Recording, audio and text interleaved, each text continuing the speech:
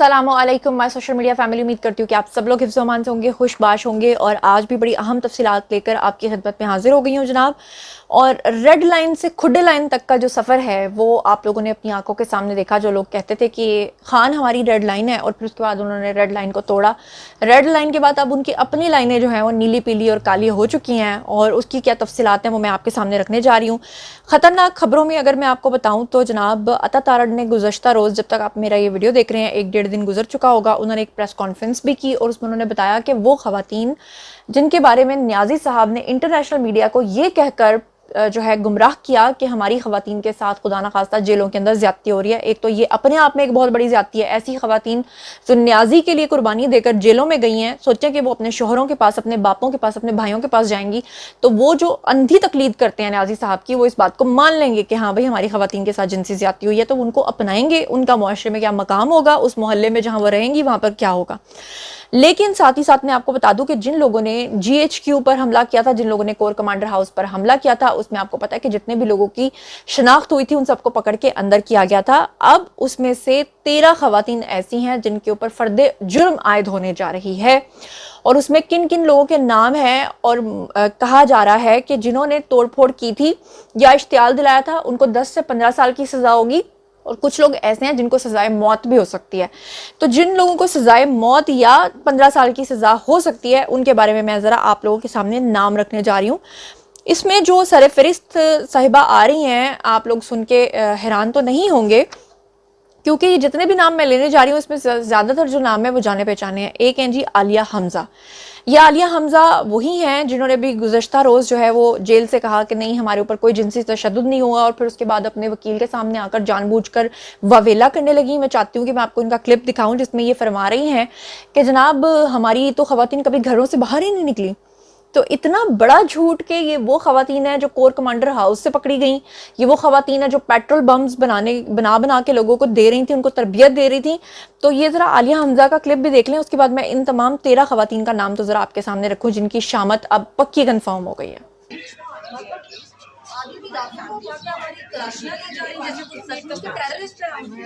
बरामद कुछ नहीं हुआ तो फिर बताएं कि अपनी तलाशियां ले रहे थे इस तरह। हमें अपनी फैमिली से मिलना है। 25 दिन आप लोग रह चुके हैं, बहुत हो गया। अब हमें अंदर क्यों ले जाए? हमें हम कोई चोर डाकू हैं यहाँ पर? नहीं, आई एम सॉरी, अब नहीं होगा। बहुत कर चुके हैं आप लोग हमारे साथ, जो करने आप लोगों ने, जो रात को इन लोगों ने हमारे साथ किया, किसी ने देखा है जाकर? यहाँ पर जो आप लोग करें, हमारी बेटियां रूल रही है जिन्हें हमने आज तक घरों से नहीं निकलने दिया है। यहाँ पार्लियामेंट की तौहीन, क्या तौहीन है औरत की? देखेंगे सारी औरतें। नहीं मैडम, मैं सब पे केस करूंगी। इलीगली हमें कोई नहीं रख सकता और हमारी शनाख्त अपडेट हो चुकी है। हमें क्यों अंदर लेकर जा रहे हैं? हमारी फैमिली मान, हमारे लॉयर्स मान, we need to meet them. जी, तो अब मैं आप लोगों के सामने ज़रा ये 13 ख़वातीन की जो फहरिस्त है वो रखती हूँ। सबसे पहले हैं जी आलिया हमज़ा। आलिया हमज़ा के बाद दूसरे नंबर पे जो खातून आती हैं वो हैं जी खुदीजा शाह। और खुदीजा शाह के ऊपर बहुत चीखें मारी गई हैं। आपको पता है हर मुमकिन उनको बचाने की कोशिश की गई है, लेकिन आर्मी चीफ ये कहते हैं कि ज़ीरो टॉलरेंस है। ये वो खातून हैं जिन्होंने अपने साथ अपनी एक साथी को भी ये वहाँ पर लेकर गई और बाकायदा विक्ट्री के साइंस बनाती रही और बाकायदा इंस्टाग्राम और फेसबुक से लाइव आती रही। उसके बाद तीसरे नंबर पर जो नाम आ रहा है वो है जी सनम जावेद का। सनम जावेद के बारे में आप लोग जानते हैं, बहुत गंदी और गलीज ज़बान इस्तेमाल करती हैं, गंदी गंदी गालियां निकालती हैं। सनम जावेद के साथ तैयबा राजा हैं और सनम जावेद और तैयबा राजा से और ये जो ख़वातीन हैं ये जिस तरह की बदतमीजियां करती रही हैं उसका वीडियो भी मैं चाहती हूँ कि ज़रा आप लोग देख लें। इनको बहुत शौक है तजर्बे करने का, आप हमारे तजर्बे जरा।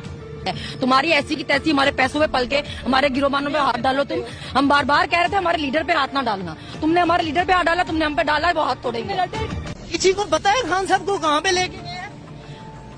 अपनी मम्मी का रिश्ता देना उन्होंने चेकिंग के लिए लेकर गए हैं। अवाम नहीं मान रही है, अवाम कह रही है कि यहाँ पे एहतजाज से फायदा नहीं है। आज हम उनके घर के सामने जाएंगे जो सारे फैसले करते हैं, यानी आज अवाम कोर कमांडर के घर के सामने जाएगी। ये देखो इनकी इतनी जरूरत, उसको पाया से पकड़ के ले गए। तुम्हारी औकात क्या? तुमने उसके गिरबान में हाथ डाला, जो हाथ उसके गिरबान में डाला ना वो हाथ तोड़ेंगे हम। तो ये यहाँ पे कोर कमांडर हाउस क्यों आए हैं? रेंजर्स लेकर गई है, रेंजर्स वापस करेगी। तुम लोग खुल के सामने आए हो, हम खुलकर गालियां देंगे तुम्हें। तुम हमारे पैसों में पलने वाले, उसके कॉलर में हाथ डाल के ले गए। जी, तो आप लोगों ने वीडियो देखा। अब तक मैं आपको 4-5 नाम बता चुकी हूँ, आलिया हमज़ा, खुदीजा शाह, सनम जावेद और तैयबा राजा। उसके बाद एक हैं सबूही इमरान, उसके बाद हैं जनाब अली, मरियम मज़ारी और फिर एक है जिनका नाम है महा, एक का नाम है आयशा मसूद और एक का नाम है जी मुमताज़। तो ये 13 खवातीन हैं जनाब जिनके नाम इसमें आ चुके हैं। इन 13 खवातीन की जो है वो शनाख्त परेड हो चुकी है। इन तीनों का फोटोग्रामेटिक करवाया जाएगा। जज हैं जी जज गुल साहब ने जो नोटिफिकेशन जारी किया है इसमें उन्होंने कहा है कि जी इनको जुडिशियल करने का भी हुक्म दिया है। साथ में उन्होंने कहा है कि जी इनका फोटोग्रामेटिक भी करवाया जाए। और साथ में आपको बताऊं, अदालत ने यास्मीन राशिद का मुकदमा जो है वो डिस्चार्ज किया, ये कहकर के कोई सबूत मौजूद नहीं है, जबकि सबूत मौजूद थे। इस पे अता तारड़ जो हैं वो इंतहाई सीखपा हुए। उन्होंने कहा कि परवेज़ इलाही को भी छोड़ दिया। उन्होंने कहा जी कि यास्मीन राशिद तो इस चीज़ की मास्टरमाइंड थी, फिर यास्मीन राशिद को कैसे छोड़ा जा सकता है। तो मैं चाहती हूँ कि अता तारड़ की जो इंपॉर्टेंट कुछ बातें हैं प्रेस कॉन्फ्रेंस की, वो मेरा एडिटर आपको यहाँ पे सुना दें। अच्छा, बच्चों को इस्तेमाल किया जा रहा है, छोटे बच्चे हैं, उनकी रोते हुए वीडियोज आ रही हैं, छोटे बच्चे हैं, कहा जा रहा है मां के बगैर वो मां को बड़ा मिस कर रहे हैं। क्या वो खातून जो किसी भी दहशतगर्दी के वाकये में किसी सुसाइड बॉम्बर को की सहूलतकारी करे, फैसिलिटेट करे, क्या उसको इस बिना पे छोड़ देना चाहिए कि उसके बच्चे हैं? दहशतगर्दों के भी बच्चे होते हैं, फिर तो दहशतगर्दों को भी छोड़ दें कि उनके बच्चे हैं, वो अकेले हैं घर पे, मां बाप नहीं है ध्यान करने के लिए। क्रिमिनल लॉ में आपका अमल भी देखा जाता है, नियत भी देखी जाती है। मेंस रिया और एक्स रियस एक बुनियादी सी चीज है। डंडे पकड़े हुए, गालियां देते हुए, मॉब को लीड करते हुए, हाथ तोड़ने और मुंह तोड़ने की धमकियां देते हुए मॉब को अंदर घुसाया कोर कमांडर हाउस के, और अब कहते हैं कि हमने किया कुछ नहीं, हमारे पे झूठे इल्जाम है। मैंने वीडियो चलाई है, मैंने एविडेंस दिया है, मैंने मौका दिखाया है, मैंने मोटिव दिखाया है, मैंने आपको उनकी हरकत दिखाई है, उनकी ज़बान सुनाई है। आप देखें क्या कह रही है। खास साहब को लेके गए, मां का रिश्ता देना चेक करने लेके गए, ये अल्फाज हैं। अच्छा जी, अब मैं ज़रा मज़ीद तफसीलात अगर आपके सामने रखूँ तो मैं एग्जैक्टली आपके सामने पढ़ के सुनाती हूँ कि पंजाब में फौजी अमलाक पे हमला करने वाले 4000 जो टोटल अफराद पकड़े गए थे, ये टोटल थे जी 4120। इनमें से 2290 की टोटल शनाख्त हो चुकी है। यानी कि एक तरफ तो मैंने आपको बताया कि 13 वो लोग हैं, 13 खवातीन वो हैं जिनके ऊपर फ़र्द जुर्म अब आयद होगी, और 89 वो हैं जिनकी शनाख्त परेड हुई है। इसके अलावा 1181 हमला आवर जो हैं वो गिरफ्तार हुए हैं, और 71 जो हैं उसमें से अभी तक मफरूर हैं, जिसमें से एक एक करके वो सारे पकड़े जा रहे हैं। जिनाह हाउस पे हमला करने वाले 1800 शरपसंदों में से 1025 की शनाख्त हुई है, और 513 शरपसंद जो हैं वो अब तक गिरफ्तार हुए हैं। अस्करी टावर पे जिन लोगों ने हमला किया है उसमें से 121 की शनाख्त हुई है, और 81 जो हैं उनको गिरफ्तार किया गया है, बाकी मफरूर हैं। रावलपिंडी के अंदर GHQ पे जिन लोगों ने हमला किया उसमें से 300 शरपसंदों ने जो हमला किया था उसमें से 158 की शनाख्त हुई है, 109 उसमें से अभी तक गिरफ्तार हैं, बाकी मफरूर हैं। हमजा कैंप पे 150 शरपसंदों ने हमला किया था और उसमें से 95 की शनाख्त हुई है, और 77 गिरफ्तार हैं और बाकी मफरूर हैं। और PAF जो है बेस मियाँ वाली, उसमें 177 जो हमला आवर हैं उनमें से 152 की शनाख्त हुई है, और उसमें से 103 जो हैं वो गिरफ्तार हैं। गुजरांवाला कैंट में 400 अफराद ने हमला किया, इसमें से 346 की शनाख्त हुई है, और 172 जो हैं वो अब तक गिरफ्तार हैं। और फैसलाबाद में हसास इदारे के दफ्तर पे 300 शरपसंदों ने हमला किया था, और उसमें से 192 की शनाख्त हो चुकी है, और अब तक 112 के करीब जो हैं वो गिरफ्तार हैं। अच्छा जी, अब यहाँ पर मैं आपको अगर मजीद डिटेल्स बताऊँ तो मैं आपको बता दूँ कि शनाख्त परेड में जितने लोगों की अब तक शनाख्त हुई है उसमें 89 मर्द हैं और 13 जो हैं वो ख़वातीन हैं, और जिस्मानी रिमांड के लिए पुलिस ने इस्तदा की है और वो भी जल्दी मिल जाएगी। और इसमें से 24 अफराद ऐसे हैं जिनकी शनाख्त नहीं हो सकी। ये वो 24 अफराद हैं जिनका कहना यह है कि हम इसमें बराह रास्त इन्वॉल्व नहीं थे, या इसमें ये वो लोग भी शामिल हैं जो कहते हैं कि हम वहाँ से सिर्फ गुजर रहे थे और गलती की बुनियाद पर हमें पकड़ लिया गया, या हमारे साथ इस तरह से हो गया। तो अदालत ने कहा है कि इन 24 अफराद को जो है वो छोड़ दिया जाए।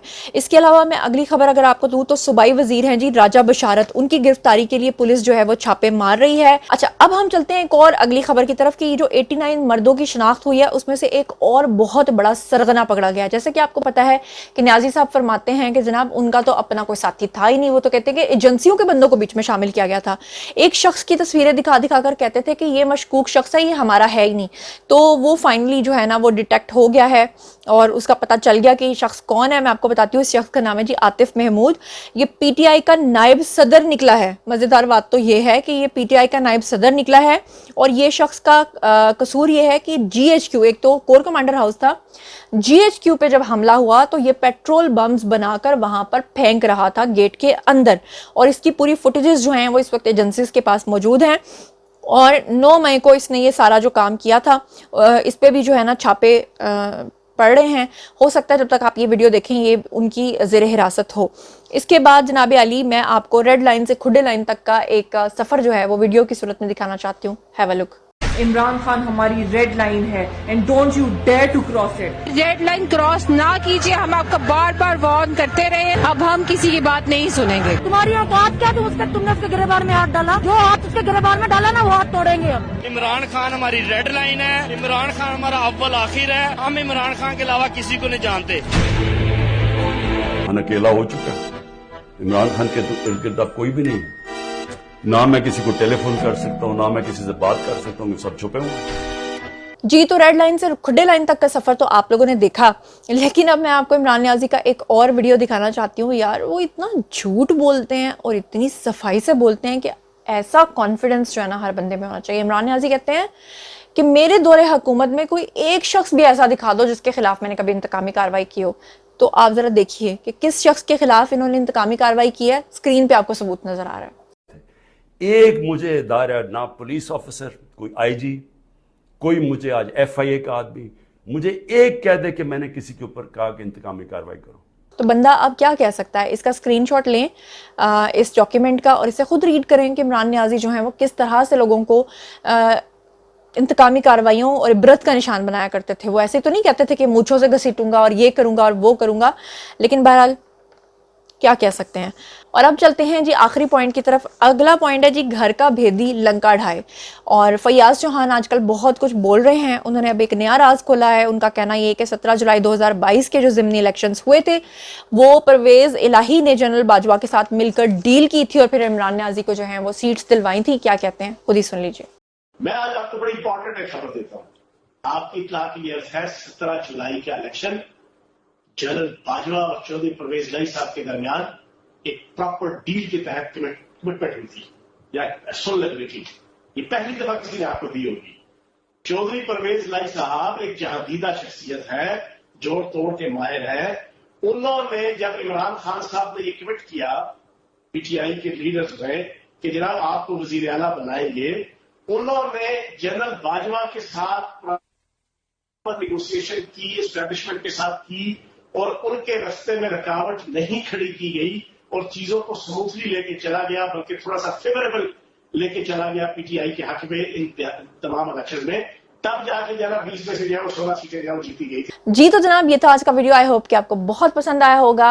अब बारी है जी आप लोगों की। आइए कमेंट सेक्शन में कि इन तमाम पॉइंट्स के बारे में आप क्या सोचते समझते हैं। कमेंट सेक्शन में आइए, शेयर कीजिए, पर्सनली जवाब दूंगी। मजीद खबरें, व्लॉग्स, इंटरव्यूज और सियासी तस्दीर जानने के लिए मेरे साथ कनेक्टेड रहना हरगिज़ मत भूलिएगा। चैनल को सब्सक्राइब कर लीजिएगा। अपना बहुत ख्याल रखिएगा। अल्लाह निगहबान।